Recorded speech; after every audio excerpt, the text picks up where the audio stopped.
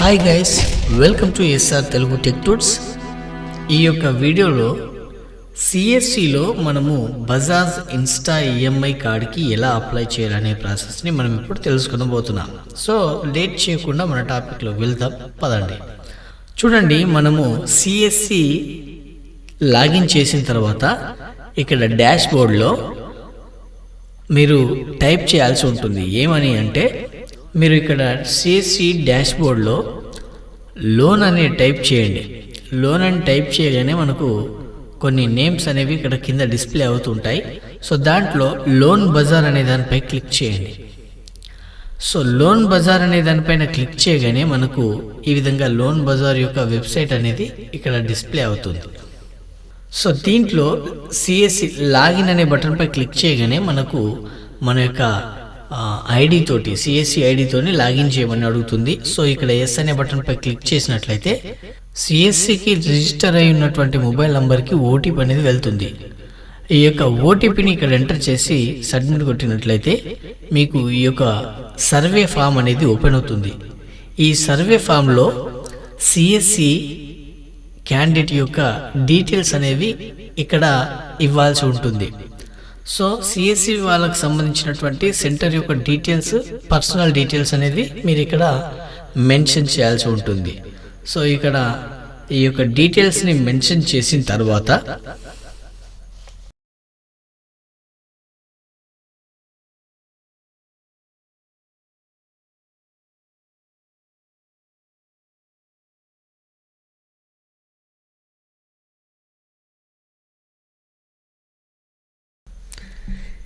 ఇక్కడ చూడండి, సిఎస్సి వాళ్ళ యొక్క డీటెయిల్స్ ఎంటర్ చేసి సబ్మిట్ చేసిన తర్వాత మరలా మనము ఈ యొక్క సిఎస్సి లోన్ బజార్లో లాగిన్ అవ్వాల్సి ఉంటుంది.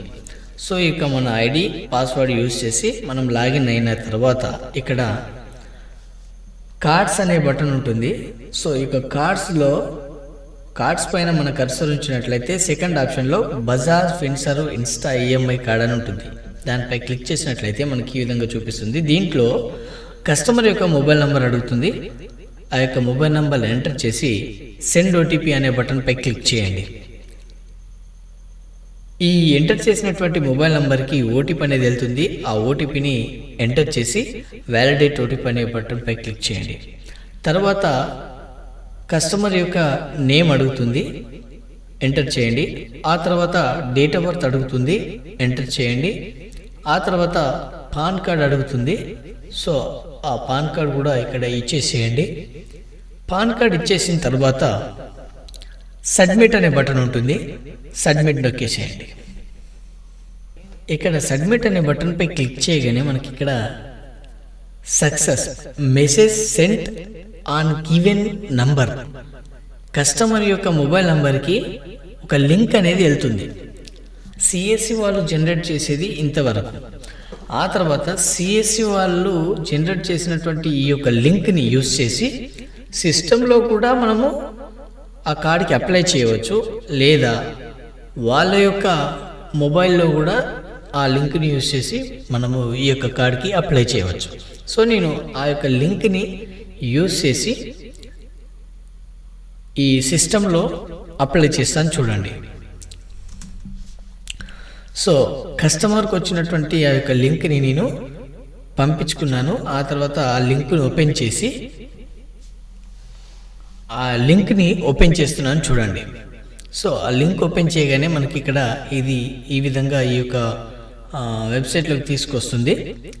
ఇక్కడ మొబైల్ నంబర్ ఎంటర్ చేయాల్సి ఉంటుంది. Enter mobile number to check the offer అని.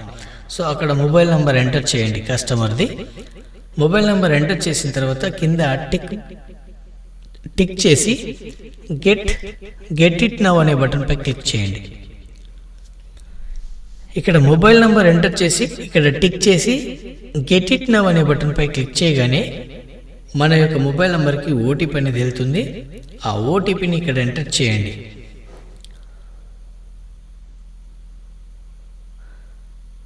ఓటీపీని ఎంటర్ చేసి సబ్మిట్ అనే బటన్పై క్లిక్ చేసినట్లయితే ఇక్కడ మీ యొక్క ఫుల్ నేమ్ అడుగుతుంది. కస్టమర్ యొక్క ఫుల్ నేమ్ అనేది ఇక్కడ ఎంటర్ చేయాల్సి ఉంటుంది. సో ఇక్కడ కస్టమర్ యొక్క ఫుల్ నేమ్ ఎంటర్ చేసిన తర్వాత కిందన చూడండి ఎస్ ఆటో ఫెచ్ డీటెయిల్స్ అనేది. సో ఈ యొక్క ఆటో ఫెచ్ డీటెయిల్స్ అనేది మనం నొక్కినట్లయితే మన యొక్క పాన్ కార్డ్కి లింక్ ఉన్నటువంటి డీటెయిల్స్ అన్నీ ఇక్కడ డిస్ప్లే అయిపోతాయి అన్నమాట. ఆటో ఫెచ్ డీటెయిల్స్ అనే బటన్పై క్లిక్ చేయగానే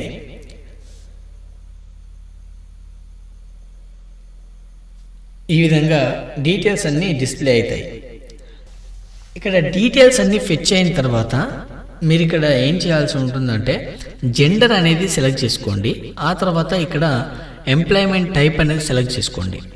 మంత్లీ శాలరీ వస్తున్నట్లయితే మీకు మీ యొక్క మంత్లీ శాలరీ ఎంత అనేది కూడా ఇక్కడ డిస్ప్లే చేయండి. ఇక్కడ ఎంటర్ చేయండి. ప్రొసీడ్ అనే బటన్పై క్లిక్ చేయండి. మనము ఎంత అమౌంట్కి ఎలిజిబుల్ అనేది ఇక్కడ చూపిస్తుంది. సో ఆ తర్వాత ఇక్కడ కార్డ్ చూపించిన తర్వాత కింద ప్రొసీడ్ అని ఉంది. ఈ యొక్క ప్రొసీడ్ అనే బటన్పై క్లిక్ చేయండి. కస్టమర్ యొక్క డీటెయిల్స్ అనేది మనకి ఇక్కడ డిస్ప్లే అవుతాయి. దాంట్లో రైట్ సైడ్లో అప్డేట్ అడ్రస్ అనే దానిపై క్లిక్ చేశాను. ఆ తర్వాత ఇక్కడ నేను కస్టమర్ యొక్క అడ్రస్ అంతా ఇక్కడ ఫిల్ చేశాను అనమాట. ఫిల్ చేసి సబ్మిట్ అనే బటన్పై క్లిక్ చేశాను.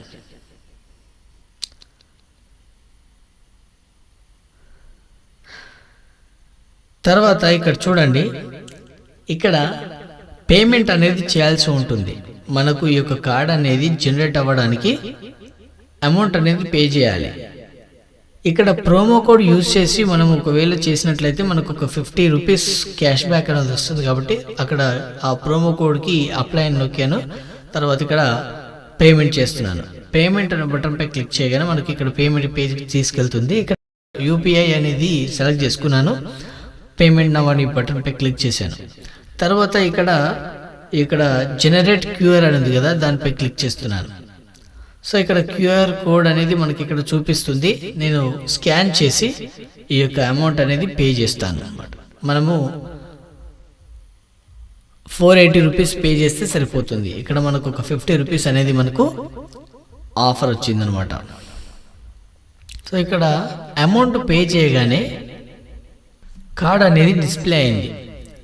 Your Insta EMI card is issued successfully అని వచ్చింది. సో